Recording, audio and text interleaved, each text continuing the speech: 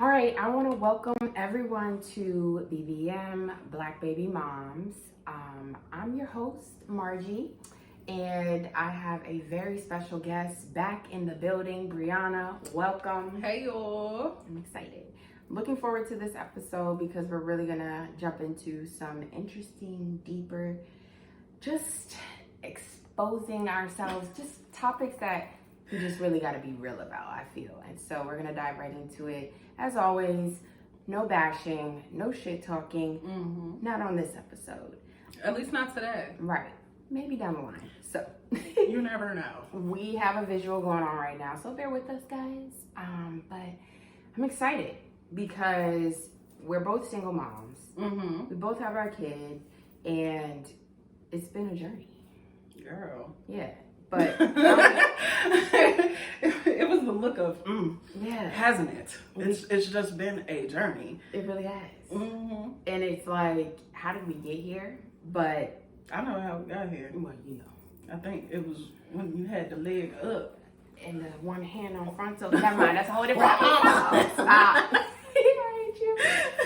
Oh my God. So. Anywho, we jumping right into these topics. Come on, let's do it. Toxic. So who want to start first? Are you toxic, Margie? You know, that's a question that I don't even know the answer to. I've gotten different reviews. Okay. You got some reviews? I've received different reviews. So what's the Yelp saying? I've gotten red flag. I'm the red flag. You the red flag friend? Maybe I'm toxic. Hold on. But then, that's not even what I wanted to start off with. Okay. What is toxic? I think toxic is when you're not being your true self and you have motives that you're not being clear about and that you might be playing a few games. Also, I think just being toxic is when you know you're doing somebody wrong. Right. And you know you're playing with somebody and you don't really have good intentions for them. Like that gut feeling that you know as the toxic person that you know you're doing somebody wrong. You know you're doing something wrong. Toxic. Like, you know you're doing something wrong. Like them signs on the cleaning products. You know, you Googled it. That's what I'm talking about. Warning. You know warning, you ain't supposed to eat this shit. Or eat this stuff. Excuse me, Lord. Okay, why are you I not got cursing? sick. You can curse. Oh, all right. So I wanted to look up, what does toxic mean? All right.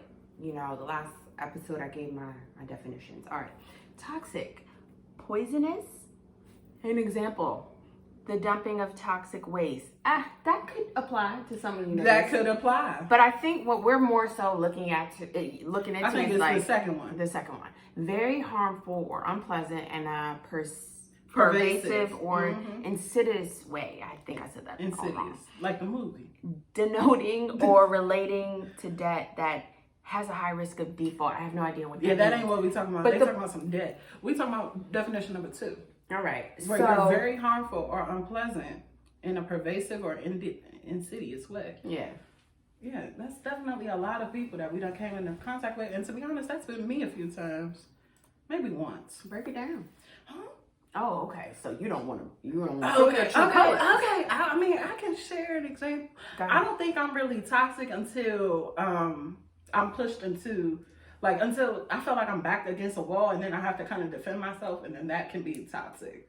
Okay, so for me, that's more like you're reacting to somebody doing something crazy, but your reactions could be toxic because they could be very harmful in a pervasive or insidious way. You know what? I'm just saying my reaction could be very harmful. Okay. So that's why I'm saying I may have toxic reactions at times, but my true nature and me being in relation with people, I'm not trying to be toxic. No. My intentions are not toxic, but I can become toxic depending on how things are rolling. And I think that's fair to say because, boom, let's talk about it. Do guys push females to the point of we're having to lose our shit a little bit? I mean, not every dude. No.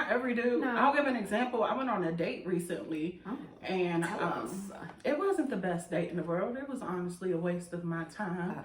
But he was just, you know what he told me? What? He was like, I will definitely say you're more confident in person. I was like, what the hell is that supposed to mean? I'm What joking. does that mean? I'm joking. Like, that comment rubbed me the wrong way because what did you think? I was going to be insecure or I was going to be shy? Like, I don't know what you were thinking. Question. What was the difference on your end? Like, were you more like held back or kind of like composed when y'all was just talking, texting, calling each other than in person? I don't even think so. Because we talked on the phone. We had talked on the phone the night before we went on our date. Okay.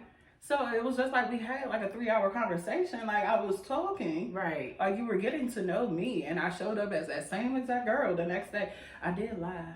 I told him I don't drink. Oh, okay. And then so when we got to the bar, I asked for a glass of Prosecco.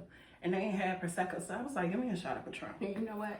That's not the same. All right. Why did you tell me you ain't drink though? I may have been being toxic now that I think about it. Are you the toxic one in the situation? I feel like that was a kind of like... Because that was a pointless lie. But it was harmless. That wasn't like, lie. you know, you're out on a date and you're married. That's... For you didn't drink. Okay, that's harmless. Child, these men be married. These men be going on full-fledged dates and they be married. Lies. I ain't never had that problem. Okay. I haven't either. But the point is, y'all men are more so toxic, I feel. I just feel like they're not upfront with just wanting sex. And so they try to persuade situations. But I think that's a pretty immature thing. I haven't really ran into that in a minute. Which part? With like a dude being toxic because he just wanted sex and he didn't want a relationship and he was making me believe one thing, but he really had, you know, just purely physical intentions. I haven't ran into that as of late. I think my bullshit detector is pretty good. Yeah. Maybe now the guys are running out of lies because we're getting too hip. Yeah, it's just like we're at our grown age. Like, who's still falling for it? Yeah, come to my house. We can watch Netflix. Right. Everyone knows what's going down. Yeah, right like now. you want to touch my private parts. Right. Like, no, we're not there yet. I don't even know you, sir. Right. So, or they do establish that, right? And then like, look, I'm not looking for anything, and you know, on the other end, you can be like, I could be like, I'm not looking for nothing either, and this is what it is. So that's like a sneaky link thing. I think sneaky link? Is it a sneaky link? So if you have a dude, y'all both come to each other and say this relationship is going to be purely sexual. Okay, that's definitely sneaky link. I have no idea. I done fell in love with plenty of sneaky links. So with a sneaky link though, does that mean okay they're in a relationship? Because why does it make it sneaky? I think that's just the name of it. It don't make it sneaky. Okay. I think the thing that's sneaky is that y'all fucking and y'all no relationship. Yeah, it's no relationship. But it's just like our business, and we're both cool. Yeah. Right. We're both cool. Mm-hmm. It's our business. We're not like going out taking pictures, being public. So maybe that's what makes it sneaky. Okay. Because we're not taking pictures and going on dates. Yeah. I mean, I be going on dates with my sneaky link stuff. You see, I don't know how that works. I just don't take pictures with them. Okay, so that's sneaky. A little bit? A little bit. Really? Because, I mean, I'll take a picture at the grocery store. Are y'all single is the question. I'm definitely single. I say y'all. Oh. That's what makes it sneaky link, I feel. Is if, okay, if both parties are not actually single, but y'all still coming together. I wouldn't do that. Okay. I wouldn't do that. Okay. I wouldn't do that. Cool. I wouldn't mess with no man that has a man. Because that's, I mean, not a man that has a man. A man that has a woman. Some of those have that. Okay, we're going to talk about that. DL niggas. All right, anywho. All right. So what makes a relationship toxic? All right, y'all are together. Not hypothetically speaking, right? Okay. Not communicating. That will make a relationship toxic. Or the communication is terrible. Just poor. Like y'all every go time from 0 to 100. Exactly. Y'all can't just stay at 20. Yeah, maybe even bump it up to 40 and then go back down to 20. Or we're just always fussing, fighting, putting each other down. Like that's a big toxic thing. I talked about this in my other podcast other episode where it's like narcissism. Right. Yeah, that can be a toxic thing if you're dealing with somebody who has a narcissistic personality and everything ends up being your fault. Right. Unhealthy. It's just like, God damn. Toxic. You're toxic. How is this my fault? Tomato, boo. Throwing tomatoes. Okay, like, no, that's not healthy. You should not have to bring somebody down and like talk shit to them, bash them because you're mad for that second and then turn around and be like, I love you. That's not okay. Girl. We talked about that before. But regardless, Why are so many people toxic? I feel like, why are so many, I'm gonna just say this, men right now in this generation, 2022, there's men out there, just like you said, they don't want a relationship. They want to deal with multiple women. Some do though. I'm not gonna say all, because there's some good contenders that they out here and they really do want a relationship. They really do want one woman. But I have found that I run into a lot of toxic men when I'm toxic myself. Okay. And I'm not showing up as my true self, and I'm not being true to me, knowing my true intentions, knowing what I'm really ready for. Then I'll have a perfectly good guy who really wants a relationship, and I'll ignore him and go see a drug dealer who don't want nothing but to touch my private parts. I feel like I have the same problem. I will do that, and I will carry it. So that's when I'm like, hold on, I'm making poor decisions. It's me. Speak on it. It's me. You gotta look inside sometimes. Look at the mirror. You really do, because your bullshit meter will smell it and be like, I ain't got no business over there. Right. I don't even need to entertain that. Or so, okay, I love that because it's real. And you're definitely speaking to me too, because I feel like I will have a goody two shoes type of guy, like a really like good that guy at South House. Okay, we're gonna regardless. She was there. Okay, let me tell you the story. Y'all, please do, because Margie was carrying that nice man. He was so nice, and Margie was like, He gave me weird vibes. He was staring. Because he was interested. The girl is pretty. Look at, you see the material. Oh, he couldn't help but stare. It was a little awkward for me. The approach was odd. Yeah.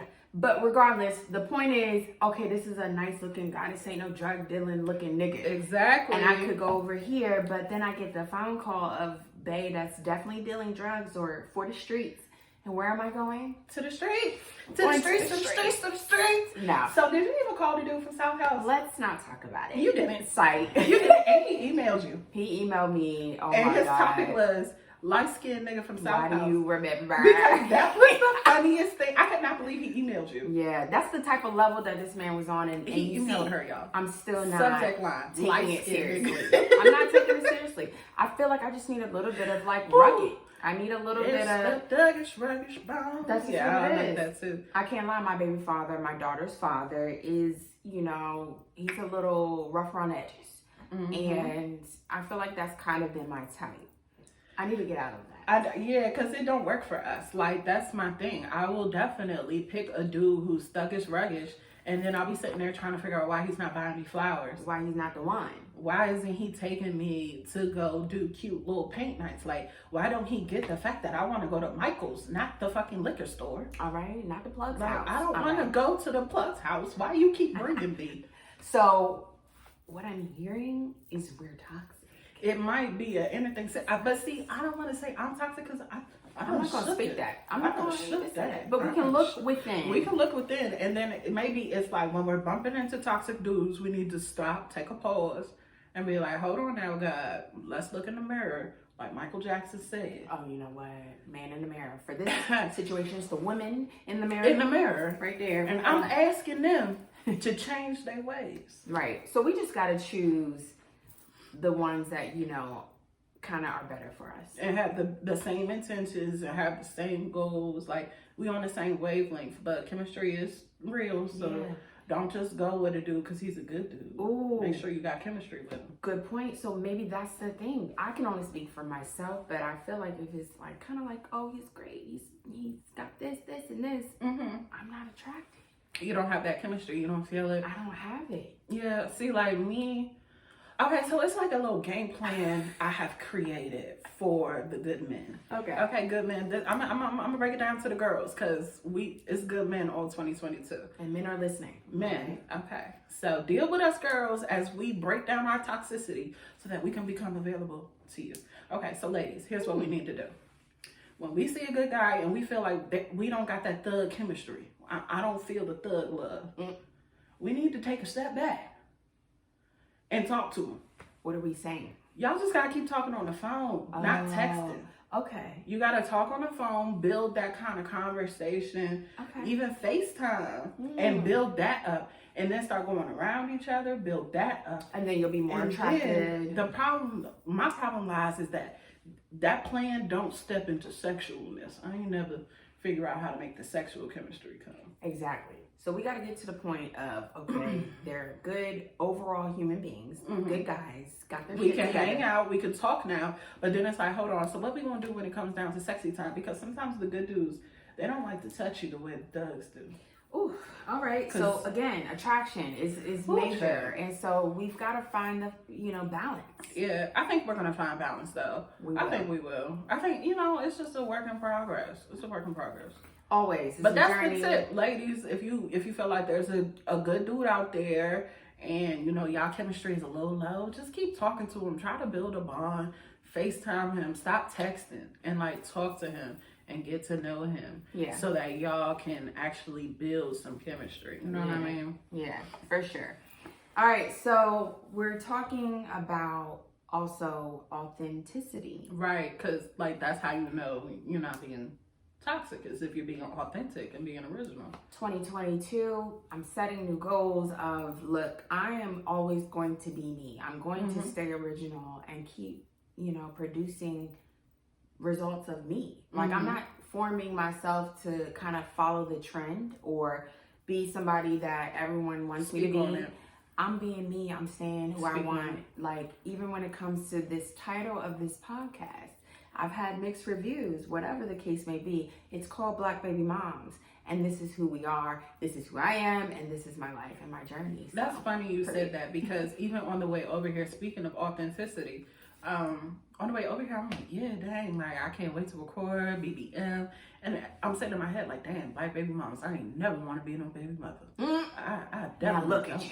And look at me. I'm a damn baby mother. And it's a struggle in my head to accept that, if that makes sense, because I'd rather just be his mother than to be his baby mother. You don't have to really call yourself that. And good point. You brought that up. Let's talk about it. This title was brought to me just kind of it's an attention grabber. All right. No BBLs. We ain't getting no booties over here. But this is BBM. Right. All right. And I used to have to tell people, for my job, for example, they would refer to me as your baby mama, your baby daddy. And I used to be like, hold on, that's my daughter's father. Yeah. White people were doing this, right? And I feel like I'm kind of putting a spin on it in a way where it's okay, people want to keep calling us this, even though we will be so much more than that. All right, we're going to take this and run with it. And take it back. Because that's what you have to do, because I do get offended when people call me a baby mother. Why? I don't know. I think it's just something in my head that society's getting in your mind. Society got in my mind. And in my head, I remember being that 24, 23-year-old girl saying, I'll never be your baby mother. I'll never be a baby mother. A man gonna have to wife me. And child, a man ain't wife me. Not yet. Not yet, but he ain't wife me, and I still gave him a child. So basically, though, we stay original and using this title and everything as an example. But yeah, we stay who we are. Period. And I'm not switching up for nobody. No, it's really hard tapping into your authenticity, because you have to deal. I don't know if you do, but I deal with imposter syndrome. Sometimes it's hard for me. Do you know what that is? Break it down for the people that that don't know, I don't know, myself. I don't know the Google definition. All right, we might have to Google it. That's fine. But to me, it means that you have trouble showing up as you are. So somebody will be like, "Oh, Brianna, you'd be perfect for this."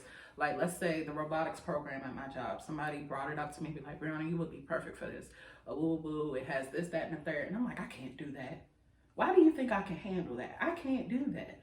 Even though I do have the skills, I do have the mental capacity, I do have the time to do You got it all.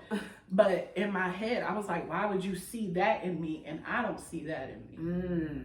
Even in relationship with people, somebody will be like, oh, for a while, I didn't feel that pretty. Now I do. Period, because you're beautiful. But for a while, I didn't feel that pretty. So when people would tell me I was pretty and would be like, oh, you look so cute with your natural hair, I'd be like, what are you talking about? So the imposter syndrome sounds like more so insecurity.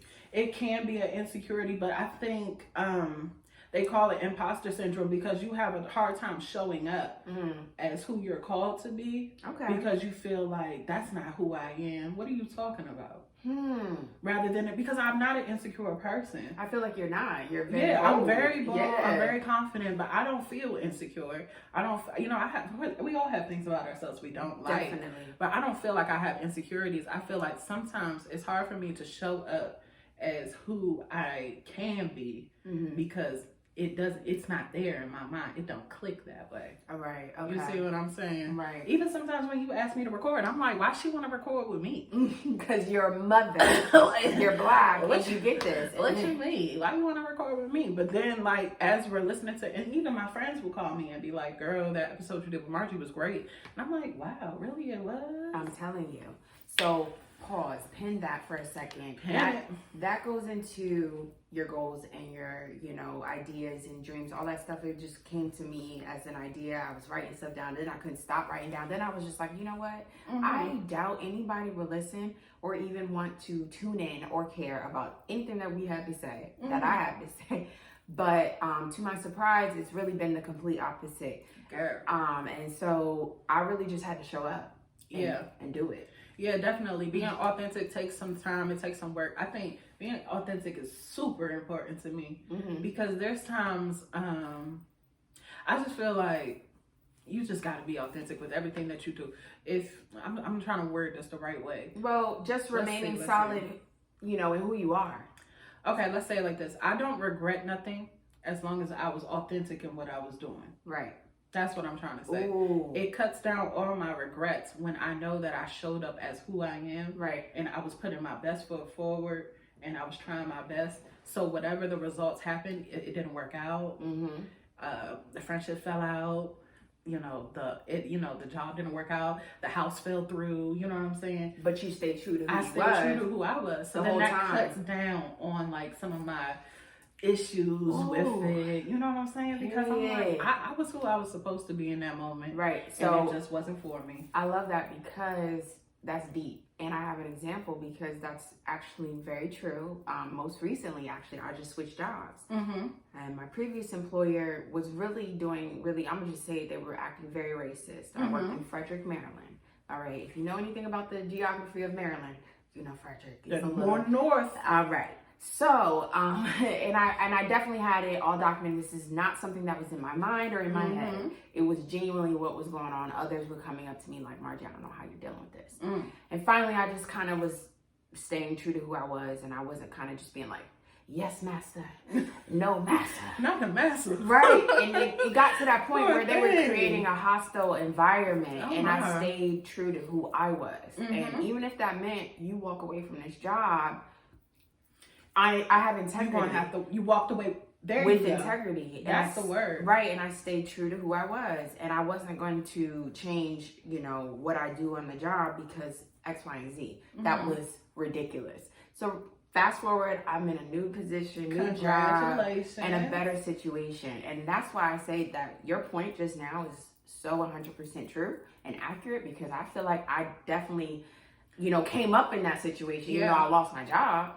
But at that time, I was not going to bend or break to be somebody that I'm not. Yeah, you definitely got to stay true to who you are. You got to know that I'm doing this with the purest intentions. I'm doing this to get something done, and this is what God wants me to do. As long as you're moving with that, whatever results may happen, let them happen. Period. Let them happen. That's the best way to deal with disappointment. Right. So that's the best way. You had some topics that you brought up. Oh yeah, chill. Let's see which one would fit into what we was talking about today.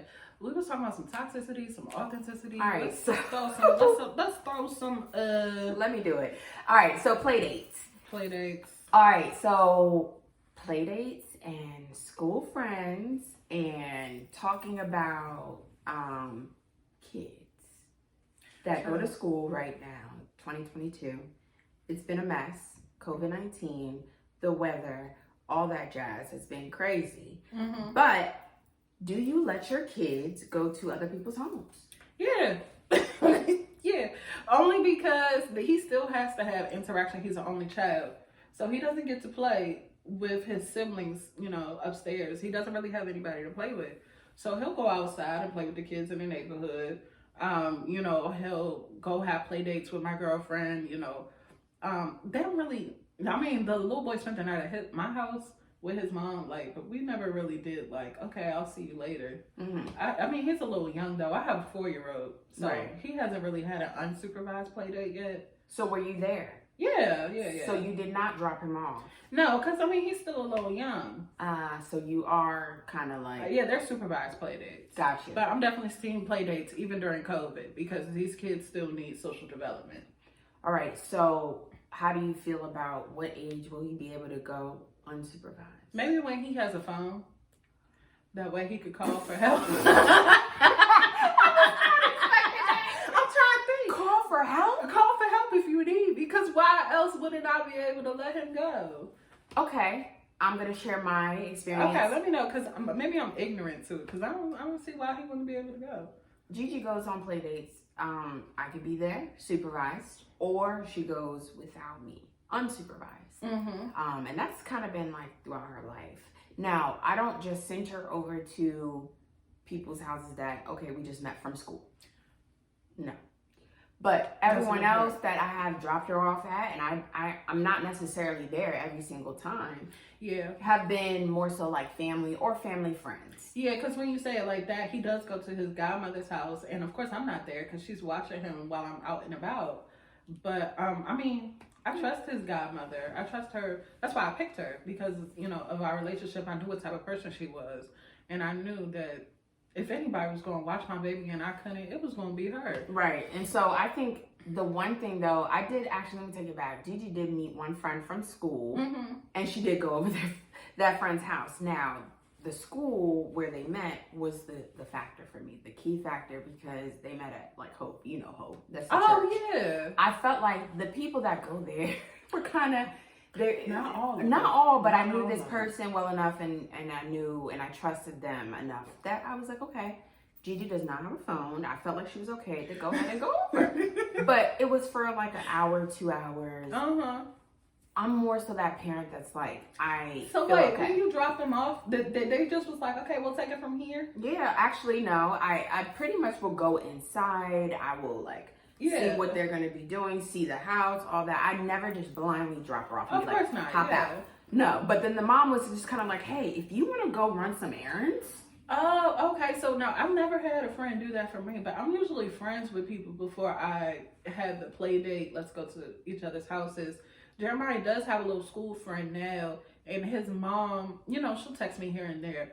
And I feel like she's trying to like start up the conversation for a play date, but they be fighting in class, and Jeremiah be telling me about it. So I don't really want to have a play date with her because I feel like I'm gonna tell Jeremiah to sneak him. Why? Because why you was pushing him in line? Oh, why are we promoting violence for the children? Okay. You know, I do. Let me say this. I don't condone bullying or kids trying to. That's why we ain't had that play date, because I'm trying to figure out how I'm gonna tell Jeremiah to sneak him without getting in trouble. But if you need to stick up for yourself as a child, I'm definitely teaching my daughter, like, you know, don't let people just toss you around. Like, of you're course. gonna have to get some thick skin. You know what I'm saying? There's a difference. All right, so we are definitely opening up this season and talking more about just everything that comes to our minds that really have happened, I feel. So I want to talk more about when is it time for kids to get chores? My kid already has chores. How tall is he? Can he even stand up at the sink? Or... Oh, he got a stool. Oh my God. You want me to get one for Gigi? Gigi has a stool. Okay. Oh, okay. But the way she washes dishes, no. Well, he don't wash them, but he'll definitely put away the silverware out the dishwasher. He takes the laundry in and out the dryer. He'll carry it to the steps for me, so all I gotta do is take it up the steps. What else? He gotta clean his room at least once or twice a week. He's responsible for putting his stuff away.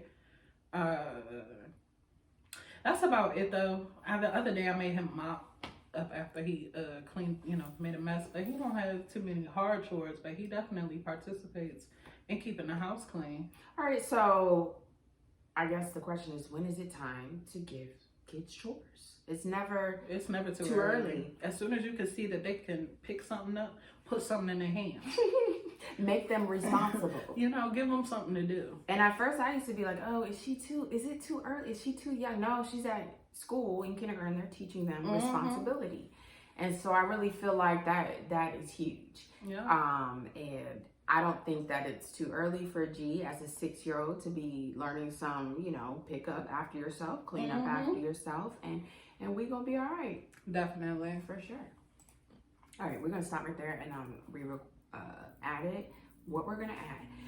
So you gotta make it flow. And you wasn't flowing. Because I When didn't you know how forgot- to throw you it in. forgot I was your like, what's my topic? It doesn't have to go like that. 'Cause I was like, what you mean?